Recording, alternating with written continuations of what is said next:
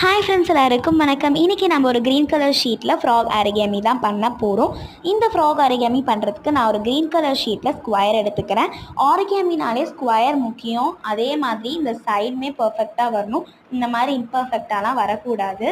So இதை வந்து ஒரு ரெக்டாங்கிள் மாதிரி மடிச்சுக்கோங்க. இந்த மாதிரி ரெக்டாங்கிளாக மடிச்சுட்டு அதுக்கப்புறம் அந்தாண்ட வந்து ஃபோல்ட் ஆயிருக்க சைடில் இருந்து அழகாக ஒரு டயக்னல் மாதிரி ஒரு ரெக்டாங்கிள்லேருந்து ஒரு ட்ரையாங்கிளுக்கு கொண்டு வர மாதிரி ரெண்டு சைடுமே வந்து வீடியோவில் பார்க்குற மாதிரி மடிச்சுக்கோங்க. ஆரிகாமியில் ஃபோல்டிங்ஸ் ரொம்பவுமே இம்பார்ட்டன்ட். எந்த அளவுக்கு நீங்கள் ஷார்ப்பாக பண்ணுறீங்களோ அந்தளவு உங்கள் அவுட்புட் வந்து சூப்பராக வரும். நீங்கள் எவ்வளோ பெரிய ட்ராகன் பண்ணாலுமே சரி, சூப்பரான அவுட்புட் கிடைக்கும். இதை வந்து எங்கள் ஆர்ட் டீச்சர் கிட்ட இருந்து தான் நான் வந்து கற்றுக்கிட்டேன். ஃபர்ஸ்ட் டைம் செகண்ட் டைம் பண்ணும்போது அவங்களோட கைடன்ஸோடு தான் பண்ணேன். பட் தேர்ட் டைம்லேருந்து நல்லாவே பண்ண ஆரம்பிச்சிட்டேன். எனக்கு இந்த ஃப்ராக் ரொம்ப பிடிச்சி போய் ஃப்ரீயாக இருந்ததுனால நான் இது பண்ணேன். அதனால் இப்போ நான் உங்ககிட்ட வந்து காட்டுறேன். இப்போ தான் ரொம்ப இம்பார்ட்டண்ட்டான ஸ்டெப்பு. ஸோ இந்த மாதிரி ரெண்டு சைடும் டயக்னல் வந்ததுக்கப்புறமா சென்டர் பார்ட் இருக்குது இல்லைங்களா, அந்த சென்டர் பார்ட்டை வந்து ஒரு பாயிண்ட்டாக வச்சு நீங்கள் அப்படியே வந்துட்டு ஒரு ரெக்டாங்கிள் ஃபோல்டு வந்து பண்ணுங்கள். அதாவது மேலே இருக்கக்கூடிய பார்ட்டை மட்டும் ஒரு ரெக்டாங்கிள் மாதிரி பண்ணுங்கள். ஸோ இப்போ வந்து நல்லாவே ஒரு ப்ராப்பரான சென்டர் அப்படிங்கிற ஒரு பாயிண்ட் வந்து கிடைக்கும். அதை பாயிண்ட்டாக வச்சு சென்டரில் ஃபோர்ஸ் கொடுத்து ப்ரெஷர் கொடுத்து மடித்து இந்த மாதிரி நம்ம வந்து பண்ணணும். ஃபிஷ் ஆரிகாமி பண்ணுவோம்ல, அந்த மாதிரி கொண்டு வரணும். ஃப்ரண்ட்டில் ஒரு ட்ரையாங்கிள் மாதிரி வரணும்.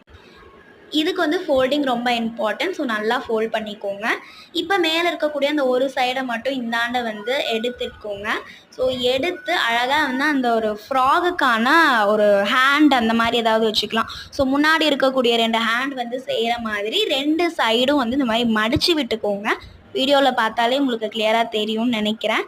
ஸோ இந்த மாதிரி ரெண்டு சைட்லேயும் வந்து அழகாக மடித்து விட்டுட்டு, ஸோ நமக்கு வந்து டிஸ்டர்பன்ஸாக இருக்கும் அப்படிங்கிறதுனால அழகாக வந்து அந்த அந்த கை மாதிரி இருக்கிறத மட்டும் இந்தாண்ட எடுத்து விட்டுட்டு அந்த சென்டரை வந்து பேஸாக வச்சு ரெண்டு சைடுமே நீங்கள் வந்து மடிச்சுக்கணும்.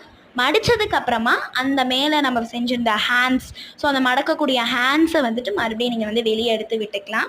ஸோ பார்த்தீங்களா, இப்போ நான் வந்து அப்படியே அந்த சென்டரை பேஸாக வச்சு அந்த லைன் மாதிரியே மடித்து விட்டுட்டேன். இப்போ மறுபடியும் நீங்கள் வந்து அந்த ஹேண்டை வந்து எடுத்து இந்தாண்ட விட்டுக்கலாம். ஸோ அது வந்து ஒன்றும் நெசசரி கிடையாது, இந்தாண்ட தான் இருக்கணும்னு. டிஸ்டர்பன்ஸ் இல்லாமல் இருக்கிறதுக்காக தான் நம்ம இந்தாண்ட வந்து அதை வச்சோம்.